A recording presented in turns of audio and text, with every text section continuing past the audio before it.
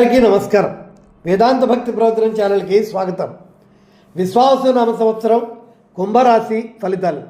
ధనిష్ట 3-4 పాదాలు, శతభిష 4 పాదాలు, పూర్వభాద్ర 3 పాదాల వారు ఈ రాశిలో ఉన్నారు.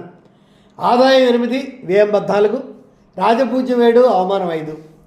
ఈ రాశి వారికి గురుడు మే 15 నుంచి పంచమ స్థానమైనటువంటి తామ్రమూర్తిగా సామాన్య ఫలితాలని, శని సంవత్సరం అంతా సువర్ణమూర్తిగా సర్వ శుభాలని, రాహుకేతువులు మే 18 నుంచి సంవత్సరం అంతా లోహమూర్తులుగా అపరిష్కృత సమస్యలు, వ్యవహార ప్రతిబంధకాలు కలిగేటట్లుగా సామాన్య ఫలితాలని ఇస్తారు. ఈ రాశివారి గతం కంటే భిన్నంగా నూతన వరవడిని కలిగి ఆదాయ మార్గాలను పెంచడం ద్వారా ఆర్థిక సంక్షోభాన్ని అధిగమిస్తారు. ఉద్యోగం ఆశించే వారికి ఉద్యోగం లభిస్తుంది. విద్యార్థులకు విజయం సాధిస్తారు. జీవిత భాగస్వామితో సంబంధాలు బాగుంటాయి. సంతానానికి అనుకూలమైనటువంటి సమయం. ఆరోగ్యం బాగుంటుంది.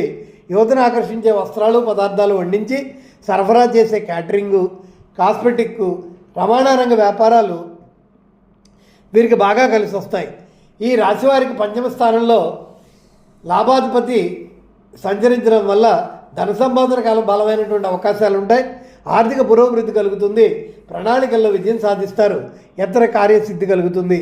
వివిధ ఆదాయ మార్గాల ద్వారా ధనం ఇబ్బడిముబ్బడిగా వస్తుంది. ఉద్యోగ విషయాలు చూస్తే కోరుకున్న హోదా ఉన్న ఉద్యోగం వస్తుంది. పంచమ స్థానంలో ఉన్న గురుడు ధనస్సు మరియు జన్మరాశిని వీక్షించుట, ఉన్నత విద్యల్లో బాగా రాణించడం వాటు సంస్కారవంతమైనటువంటి సంతానంగా రూపుదిద్దుకుంటారు. సమాజానికి, కుటుంబానికి ప్రయోజనకరంగా ఉంటారు. స్వల్ప ఆరోగ్య సమస్యలు, ఆర్థిక సవాళ్లు, ఆరోగ్య సమస్యలపై దృష్టి పెట్టి జాగ్రత్తగా ఉండాలి. నూతన గృహ వాహన సౌఖ్య విషయాలు ప్రభావితం చేసే ఆయువును సూచించే అష్టమ స్థానం మరియు లాభస్థానాలు వీక్షించడం వల్ల ఈ సంవత్సరం ధనం ఎలా సంపాదించాలి అనేది అనుభవపూర్వకంగా తెలుసుకుని సంపాదిస్తారు. బహు పరిశ్రమ చేసి సంపాదన కూడబెట్టులో విజయం సాధిస్తారు. ఇతర దేశాల ద్వారా, బహుళజాతి సంస్థల ద్వారా, విదేశీ వ్యాపారాల ద్వారా ఇబ్బడిముబ్బడిగా ధనాన్ని కూడబెడతారు.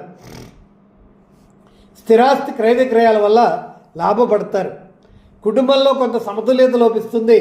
అయితే కష్టపడి ప్రగతి మార్గంలోనే నడిపిస్తారు.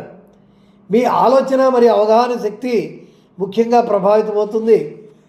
అలాగే దాదాపు అనాలోచితంగా ఏ నిర్ణయమైనా తీసుకునే అవకాశం ఉంటుంది. ఇది పనిలో తొందరపాటును సూచిస్తుంది. ఆ పనుల్లో ఆటంకాలు ఏర్పడే అవకాశం ఉంది. కొన్ని విషయాల్లో అంత తేలిగ్గా తీసుకునే అవకాశం లేదు. అహంకారం వదిలి భార్య మరియు వైవాహిక జీవితం మీద దృష్టి పెట్టి పరస్పర అభిమానము, గౌరవము చూపించాలి. ప్రతి శనివారం హనుమాన్ చాలీసా పఠించాలి. మరియు ప్రతి సోమవారం శివారాధన చేయడం వల్ల ఉపశమనం కలుగుతుంది. ఈ రాశివారి అదృష్ట సంఖ్య 8.